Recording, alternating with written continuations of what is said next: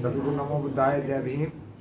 साथियों, आज बहुत पवित्र दिन है और मैं सम्मान एक अधिकार की टीम की तरफ से, सभी ग्रुप की तरफ से आपका हार्दिक हार्दिक अभिनंदन करता हूँ।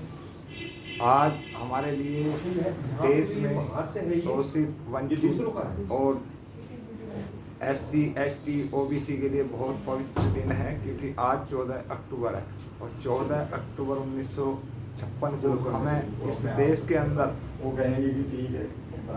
मनुवाद की रीढ़ की हड्डी को अपने जूते की नोक से तोड़ने वाले विश्व रत्न परम पूज्य बाबा साहब डॉक्टर अंबेडकर ने हमें भगवान बुद्ध और उसका धम्म दिया। भगवान बुद्ध और उसके धम्म को, जब भगवान बुद्ध के धम्म में हमें बाबा साहब ने दिया, तो जब बाबा साहब ने दीक्षा ली तो उस टाइम पर भगवान बुद्ध की 2500 वर्ष की जयंती थी, यानी कि 2500 वर्ष पे परम पूज्य बाबा साहब ने दीक्षा ली और फिर 10 लाख लोगों को दीक्षा दी। उसी के साथ साथ में 14 जो तारीख आती है हमारी, उसके हमारे जीवन में बहुत बड़ा रोल है। यानी कि 14 अक्टूबर 1935 को परम पूज्य बाबा साहब ने घोषणा की। 14 अप्रैल को परम पूज्य बाबा साहब का जन्मदिन है।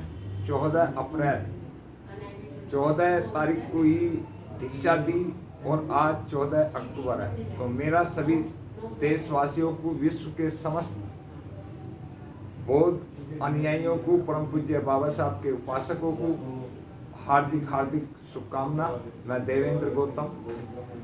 बाबा साहब डॉक्टर अंबेडकर ने 56 में दीक्षा ली और 10 लाख लोगों को दीक्षा दी, लेकिन उसका परिणाम क्या निकला?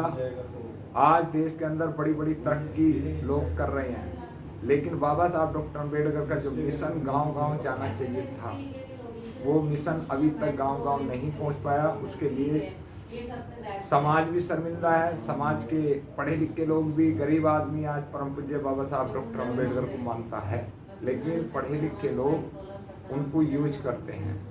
नेता अधिकारियों को गाली दे रहे हैं, अधिकारी नेताओं को गाली दे रहे हैं, लेकिन बीच के अंदर जो गरीब आदमी पिस रहा है, उसका भविष्य अंधकार में है। साथियों, हम आज 14 अक्टूबर बाबा साहब डॉक्टर अंबेडकर की दी हुई विरासत को आगे बढ़ाने के लिए प्रयास करें, तो हमारे जीवन के अंदर उजाला होगा। आप देखेंगे, जिन्होंने बाबा साहब डॉक्टर अंबेडकर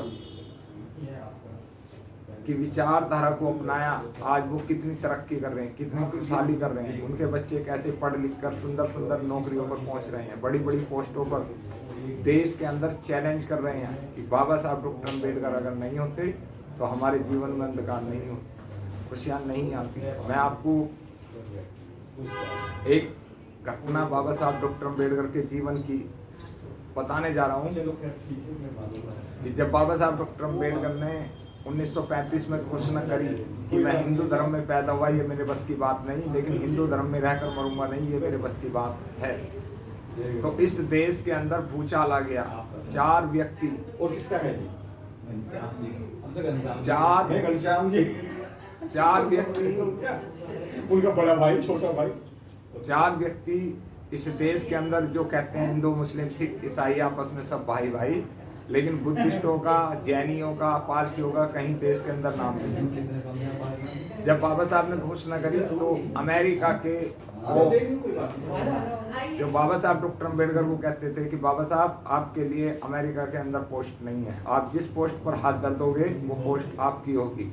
और 10 ब्लैंक चेक बुक बाबा साहब को समर्पित की गई कि जितनी दौलत चाहते हो उतनी भर लो, लेकिन ईसाई बन जाओ।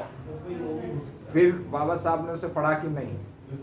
उसके बाद हैदराबाद का निजाम आया, उसने कहा डॉक्टर अंबेडकर, आपकी 6 करोड़ आबादी है, मैं 6 करोड़ रुपए आपको देता हूँ, आप इस्लाम धर्म ग्रहण करो। बाबा साहब ने कि नहीं। उसके बाद पंजाब के तारा सिंह, जो उस टाइम के प्रधानमंत्री हुआ करते थे, उन्होंने कहा डॉक्टर अंबेडकर, आप ईसाई बन जाओ, सरदार बन जाओ, मैं आपको अपनी रियासत का प्रधानमंत्री घोषित करता हूँ। बाबा साहब ने कहा नहीं। उन्होंने एक बात कही, उनका थोड़ा सा रुझान हुआ गुरु नानक की ओर कि ऐसा है, ये जो गुरु की गद्दी है इसका चुनाव होगा, कि ऐसा पॉसिबल नहीं। उन्होंने कहा नहीं, मेरे तो आदमी यहाँ भी बर्तन साफ कर रहे हैं और वहाँ भी बर्तन ही साफ करेंगे। तब बाबा साहब डॉक्टर अम्बेडकर के पास गोरखपुर से भंते जी पहुँचे, चंद्रमणि, उनको बुलाया गया और उन्होंने कहा कि हमारे यहाँ कोई ऊंच नीच भेदभाव रंग भेद नहीं होता है। तो इसलिए बाबा साहब ने बौद्ध धर्म की इच्छा की और कहा कि अपने घर में रिटर्न करो। तो आप सभी को हार्दिक हार्दिक शुभकामना मेरी तरफ से, और 14 अक्टूबर की विजयदशमी की नमो बुद्धाय, जय भीम।